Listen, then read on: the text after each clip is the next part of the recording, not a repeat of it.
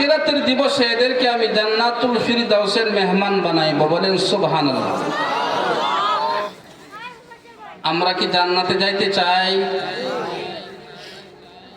কেডা কেডা জান্নাতে যাইতাম চাই? আত্মরি চাই।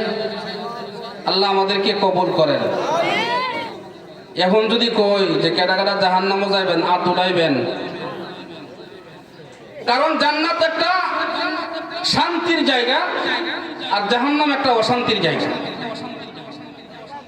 দুনিয়ার কোন মানুষ আজ পর্যন্ত এমন নজির আসেনি মসজিদের ইমাম সাহেবেরা 100 টাকা হাদিয়া দিয়ে কইছে হুজুর দোয়া করেন আল্লাহ যেন আমারে জাহান্নামে ফালায় দেয়। কেউ দোয়া চাইছে? আচ্ছা, এমন কোন মুসল্লি আসেনি শুক্রবার জুমার দিন মসজিদে গিয়ে ইমাম সাহেবের হাতে 500 টাকা নোটটা ধরাইয়া দেয়া, এরপরে হুজুর দোয়া করেন আল্লাহ যেন আমার ঘরে অশান্তি ডাইলা দেয়? কি দোয়া করেছে? কথা কয় না দি। বিপরীত কি দোয়া চাইছে? হাদিয়া দেখবা না দেখ, হুজুর আমার জন্য একটু দোয়া করেন আল্লাহ যেন আমার শান্তিতে রাখে। এমন মুসল্লি সমাজে আছে না নাই? তাহলে আমরা সকলে কি চাই? শান্তি চাই। এবং শান্তি কোন পথে? আমরা হাঁটি কোন রাস্তায়? একটু বুঝবার দরকার আছে না নাই? মনে করেন একজন মানুষ সিলেট যাইব, কই যাইব? সিলেট। সিলেট যাইতে হইলে এই মানুষটা যদি এই দিকে না গিয়া শাসনা বাজার জামানগঞ্জ না গিয়া হারুন মার্কেট থেকে ওটু দুইটা মনন গাড়ছা সিলেট যাওয়া হইব। সিলেট কোন বাইদি? পূব বাইদি। গেছে কোন বাইদি? দক্ষিণ বাইদি না? উনার নিয়ত সিলেট যাইব, গাড়ি তুলছে, যে গাড়িটা যাইব কই? ঢাকা। এই লাইনে গেলে কই যাওয়া যাইব? ঢাকা যাওয়া যাইব। উনি কি ঢাকা যাওয়ার নিয়ত করছে না সিলেট যাইবার নিয়ত করছে? গাড়ির জায়গা উঠছে, এটা কই যাইব? ঢাকা না সিলেট? ঢাকা। তাহলে বুল গাড়ির মতো উঠে গেছে গা। সিলেট যাওয়া হবে না, ঢাকা যাওয়া হবে। দুনিয়ার সমস্ত মানুষ শান্তি চায়, কিন্তু শান্তির রাস্তা যেদিকে এই দিকে না গিয়া অশান্তির রাস্তাতে হাঁটাহাঁটি করে। কথা বলেন ঠিক কিনা? এজন্যই আল্লাহ পাক রব্বুল আলামিন বলেন ইন্নাল্লাযীনা আমানু ওয়া আমিলুস সালিহাতি কানাত লাহুম জান্নাতুল ফিরদাউসি নুজুলা।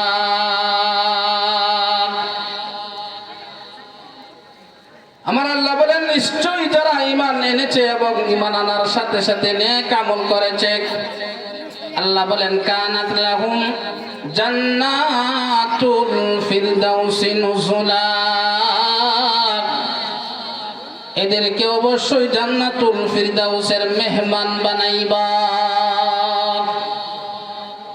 তাহলে ঈমান আনার সাথে সাথে কি আমল করতে হবে? নেক আমল। কি করতে হবে?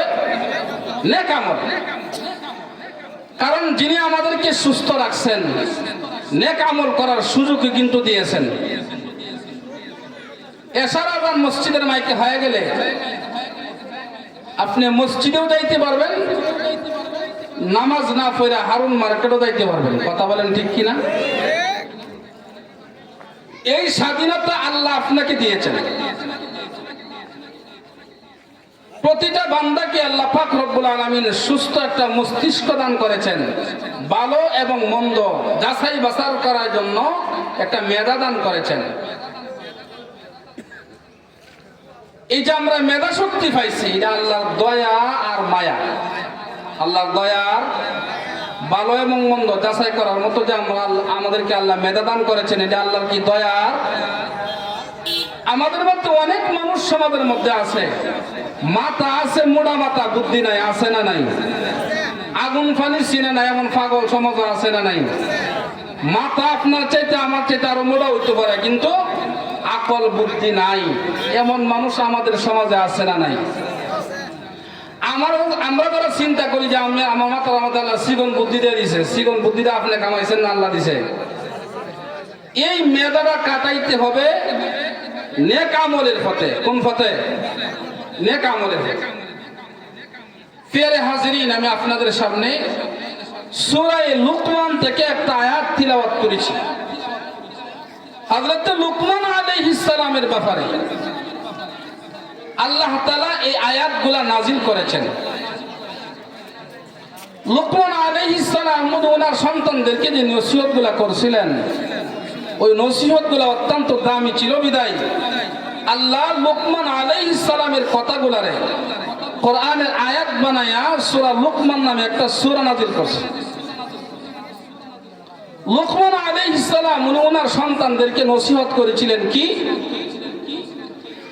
ইয়া বুনাইয়া আকিমিস সালাতা ওয়া আমুর বিল মারুফ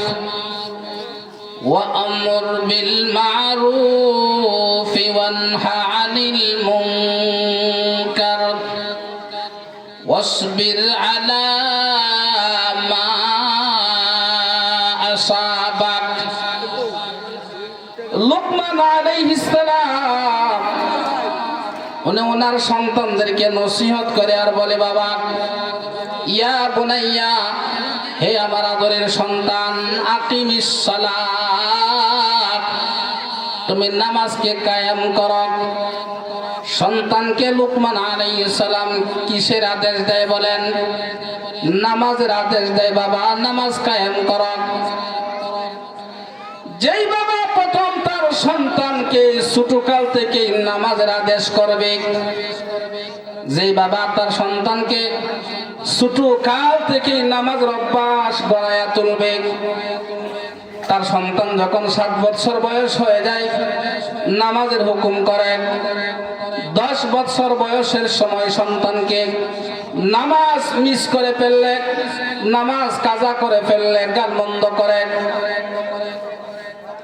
আরো কিছু বয়স বাইরে যাওয়ার পরে যখন নাকি সন্তান নামাজ আদায় করে না, যে বাবা তার সন্তানকে নামাজের জন্য মারপিট করে,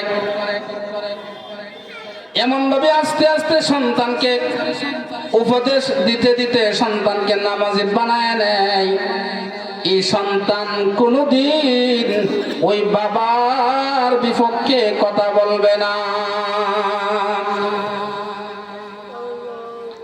লুকমান আলাইহিস সালাম ওনার সন্তানকে উপদেশ দেয়, ইয়া বুনাইয়া আকিমিস সালাত ওয়া'মুর বিল মারুফি ওয়ানহা আনিল মুনকার। লুকমান আলাইহিস সালাম তার সন্তানকে বলে, বাবা, নামাজ কায়েম করো। 2 নম্বরের আদেশ দেয়, ওয়া'মুর বিল মারুফ। ও আমার আদরের সন্তান, সৎ কাজের আদেশ করো, মানুষদেরকে সৎ কাজের হুকুম করবা। ওয়ানহা আনিল মুনকার, 3 নম্বরের হুকুম করেন সমাজের অশ্লীল কাজগুলা